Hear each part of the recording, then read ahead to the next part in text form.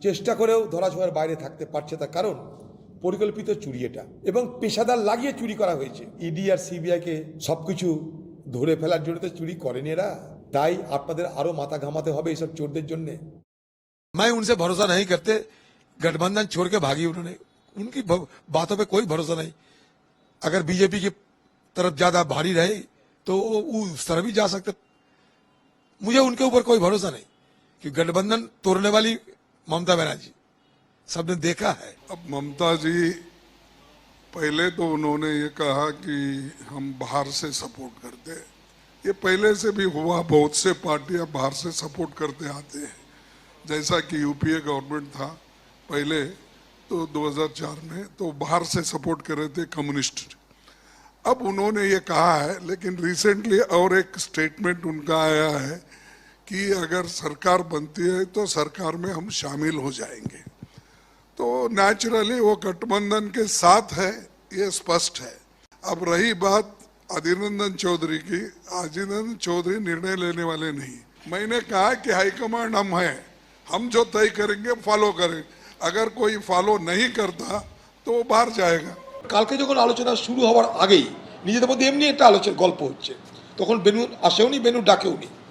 হঠাৎ করে এই গুলাম মির সে বলছে যে ফরমার কংগ্রেস প্রেসিডেন্ট আর ফরমার লোকসভার কংগ্রেস দলের নেতা।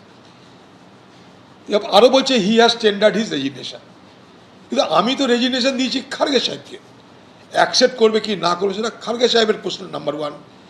অ্যাকসেপ্ট করার পর আমাকে একটা ইন্টিমেশন করে জানানো দরকার, এটা কাটসির মধ্যে পড়ে, ভদ্রতার মধ্যে পড়ে, সেটা দুই। তিন, খার্গে সাহেব আমাকে বলেছিল যে তোমার সঙ্গে আলোচনায় বসবো, দিল্লি এসো আলোচনায় বসবো, আমি সেই জন্য অপেক্ষা করেছি। আমি তার মাঝখানে খার্গে সাহেবের সাথে দেখা হয়নি, কারণ পার্লামেন্ট চলছে। একদিন সোনিয়া গান্ধীর সঙ্গে দেখা পেয়েছিলাম, রাহুল গান্ধীর সঙ্গে অ্যাপয়েন্টমেন্ট চেয়েছি, এখনও দেখা হয়নি, কারণ সবাই পার্লামেন্টে ব্যস্ত। এইরকম জায়গায় আমি দাঁড়িয়ে আছি, দাঁড়িয়ে কালকে আমি গেছি না গেছি। হঠাৎ করে এই কথা শুনে বুঝলাম যে যে আমাকে তাহলে বাদ দেওয়াই হয়েছে, না তো হঠাৎ করে ফরমার বানিয়ে দেবে কী করে। আমি কর্মী, পশ্চিমবঙ্গের কর্মীদের আমি অবস্থা জানি। পশ্চিমবঙ্গের কর্মীদের উপর অত্যাচার হচ্ছে, সন্ত্রাস হচ্ছে, তাদের বিভিন্নভাবে হিংসার শিকার হতে হচ্ছে। এটা বাংলার প্রত্যেকটা জেলার প্রত্যেকটা কংগ্রেস কর্মী তাদের তিক্ত অভিজ্ঞতা থেকে তারা সবাই জানে। তা আমি কর্মীদের বলতে হবে, কর্মীদের বলতে গেলে আমাকে তৃণমূলের বিরুদ্ধে বলতেই হবে। তাই পশ্চিমবঙ্গে আমি রাজনীতি করতে গেলে তৃণমূলের বিরুদ্ধে বলতেই হবে আমাকে। এখন সে বলার মধ্যে কি ভুল আমার জানা নেই। যে কোনো রাজনৈতিক দলের সর্বোচ্চ নেতৃত্বের কাছে দল সবার আগে যে কোনো ব্যক্তির ঊর্ধ্বে, এটাই হওয়া স্বাভাবিক।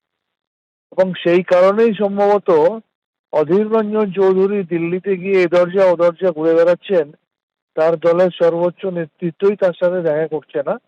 এবং আজকে তো পরিষ্কার জানতেই পারলাম যে তারা এক প্রকার মেনেই নিয়েছেন যে অধীর চৌধুরী হচ্ছেন পশ্চিম বাংলার প্রদেশ কংগ্রেস সভাপতি, প্রাক্তন সভাপতির একটা নাম।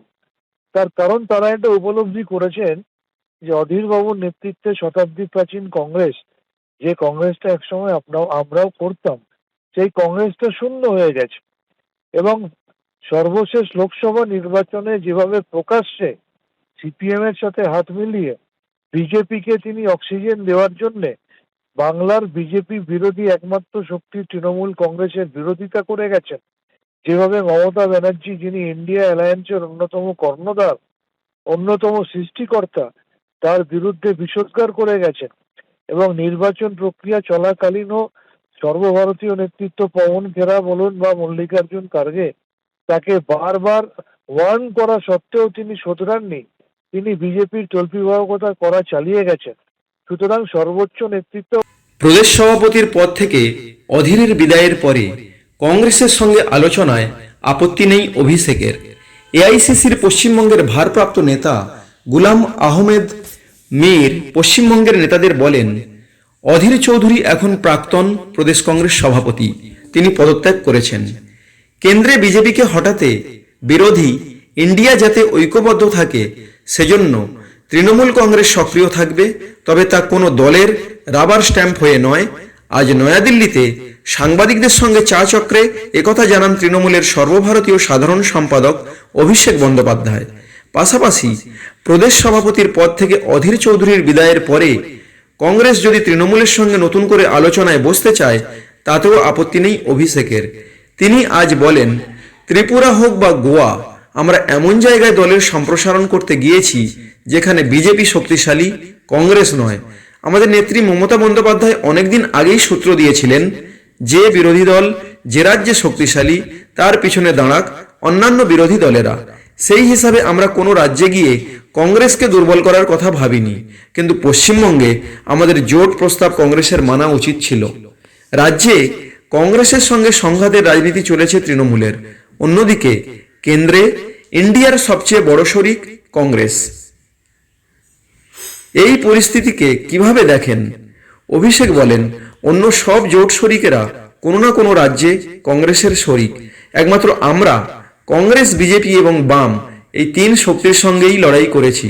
কংগ্রেসকে বারবার জোটের প্রস্তাব দেওয়া হয়েছিল, রাজনৈতিক বাস্তবতা মেনে 2টি আসন দেওয়ার প্রস্তাবও দিয়েছি, কিন্তু কংগ্রেস তা গ্রাহ্য করেনি। তবে কেন্দ্রে আমরা ঐক্যবদ্ধভাবে বিজেপিকে হারানোর জন্য লড়াই আরও জোরদার করব। এআইসিসির পশ্চিমবঙ্গের ভারপ্রাপ্ত নেতা গুলাম আহমেদ মীর পশ্চিমবঙ্গের নেতাদের বলেন, অধীর চৌধুরী এখন প্রাক্তন প্রদেশ কংগ্রেস সভাপতি, তিনি পদত্যাগ করেছেন। নতুন সভাপতি বাছাইয়ের কাজ শুরু হয়েছে, আর অধীরের বক্তব্য দিল্লি এসে জানতে পেরেছেন যে তিনি প্রাক্তন। দিল্লিতে রাজনৈতিক মহলের একাংশের দাবি, কংগ্রেসের সঙ্গে তৃণমূলের বোঝাপড়ার প্রশ্নে প্রাচীর হয়েছিলেন অধীর। তাকে সরানো হলে তৃণমূলের সঙ্গে সম্পর্ককে নতুনভাবে দেখা যেতে পারে বলে চিন্তাভাবনা করছে কংগ্রেস।